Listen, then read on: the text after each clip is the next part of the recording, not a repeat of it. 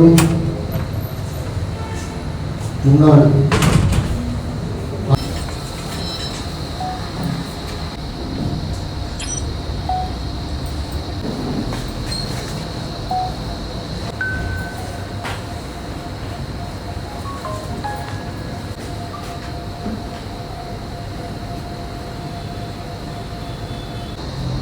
மாவட்ட கிளை தலைவருமான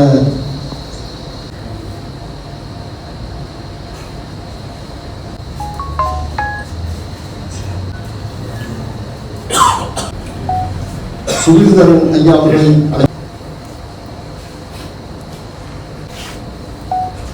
பட்டணமஞ்சூடா பிரதேச சபை தலைவர் பிரதேச சபை தலைவர்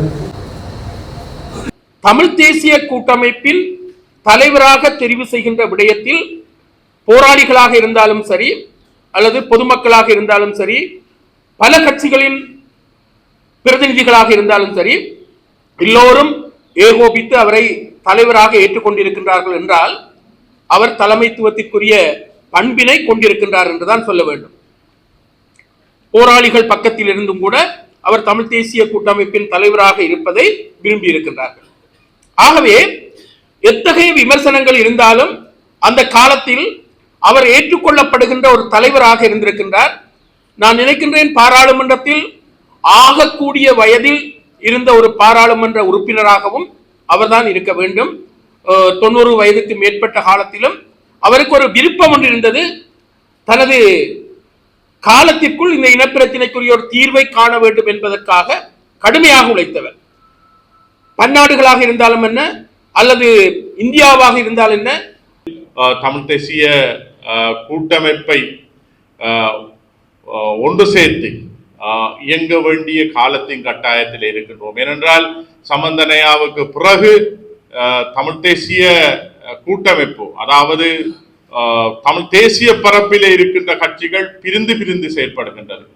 ஆனால் அந்த கட்சிகளை நாங்கள் ஒன்றிணைத்து ஒன்றாக சேர்த்து நாங்கள் செல்லுகின்ற பொழுதுதான், அதாவது தமிழ் தேசிய பரப்பிலே இருக்கின்ற ஒரே சிந்தனையுடைய ஒரே குறிக்கோளை உடைய கட்சிகள், அங்கத்தவர் கட்சிகள் மற்றும் அதிலே இருக்கின்ற அங்கத்தவர்களை நாங்கள் சேர்க்கின்ற பொழுது, ஒன்றாக சேர்த்து நாங்கள் ஒரு சிறந்த ஒரு கட்டமைப்பை ஏற்படுத்துகின்ற பொழுதுதான் உண்மையா வடகிழக்கிலே எங்களது உரிமையை, எங்களது அந்த அதிகாரத்தை பெறக்கூடிய அந்த சந்தர்ப்பம் சூழ்நிலையும் இருக்கும். ஏனென்றால் இங்கு இன்று பார்க்கின்ற பொழுது உண்மையாக தமிழர்களுக்குள்ளே ஒற்றுமையாக இருக்கக்கூடாது, தமிழ் கட்சிகள் ஒற்றுமையாக செயற்படக்கூடாது என்பதிலே பேரினவாத கட்சிகள் மிக சிறப்பாக செயற்படுகின்றது.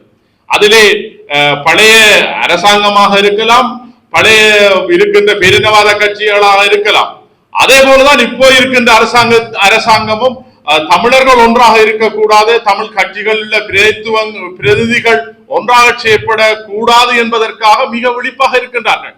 ஏனென்றால் தமிழ் மக்கள் ஒன்றாக இருந்தால்தான், ஒன்றாக சேர்ந்து தங்களது பயணத்தை மேற்கொண்டால்தான் நாங்கள் எங்களது இலக்கை, எங்களது கொள்கையை நாங்கள் அடைந்து கொள்ள முடியும்.